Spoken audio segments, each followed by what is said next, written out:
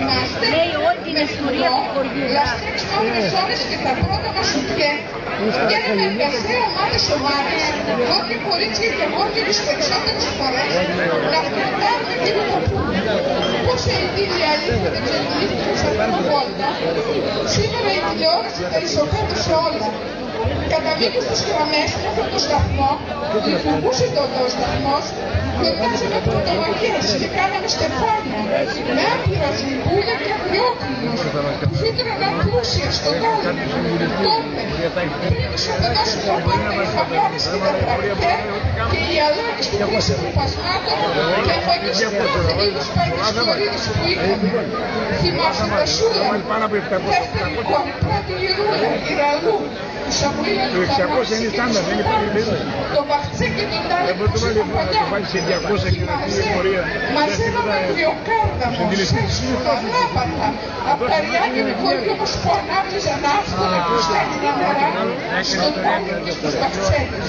Το θυμάμαι σαν να βαριέτσαμε. Το νερό ήταν πεντακάθαρο, το πίναμε. Συμμοριανοί, φίλοι, συμμαθητές, ας τα ξυπέψουμε μαζί απόψε στα ευχάριστα και πικρά, γλυκά και επόμενα μονοπάτια του παρελθόντος και ας ξαναζωντανέψουμε με μνήμες των παππούδων μας.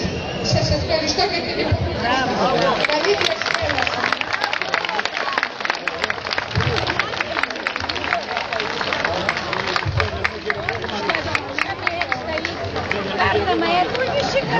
Μα έφαγε, λέει, όλο με τις σούξες.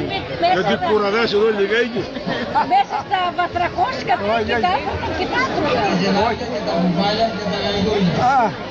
Ποιος είναι αυτό? Και τα μπέλια. Στέφανος του Αγαπητοί χωριανοί, γεια σας. Ποιος πολιτικός θα μπορούσε να μαζέψει τόσο κόσμο όπως απόψε εκείνοι μας? Κανένα. Ποτέ ο πολίτης που δεν γνώρισε τόσο πολύ κόσμο. Είναι η χαρά μας και τιμή για τους λεβέντες που διοργανώσαν όλη αυτή την ευόλυτη εκδήλωση. Έχω να θυμηθώ πολλά. Από τα παλιά. Κάποτε κάποιον το ρωτήσανε και τον είπανε από πού είσαι, ποια είναι η πατρίδα σου? Η πατρίδα μου είναι η παιδική μου ηλικία. Όμως αυτή η παιδική ηλικία μας θυμίζει πάρα πολλά. Αφού ήθελα να δω πολλά χρόνια τον Παναγιώτο τον Αλεξανδρίδη από το 70 που ήμασταν στην Αθήνα μαζί. Παραμένει όπως όλοι οι Πολυσεφιανοί. Τι να θυμηθούμε? Πάρα πολλά. Πρώτα την εποχή του δική μου, την εποχή του 60, εκεί κάθεται. κάναμε δημοκρατικές οργανώσεις. Είχαμε κάτι ωραίο στην Κοπρού.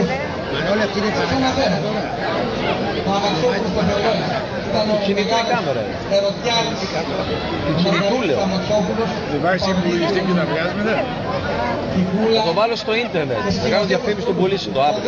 Αυτά τα περάσω τώρα στο ίντερνετ. Το βλέπει όλος ο κόσμος. Πατάς πωλήσεις και το βλέπεις.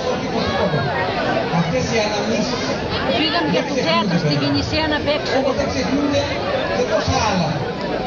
Δώστε μια καλή ιδέα να ξαναζήσει αυτό το χωριό, γιατί όσο πάει ερημώνει και αυτό είναι το λυπηρό. Χαίρομαι πάρα πολύ, ξαναείδα όλους τους χωριανούς, όλους με μεγάλη αγάπη. Σας ευχαριστώ και του χρόνου εύχομαι να είμαστε πάλι όλοι μαζί.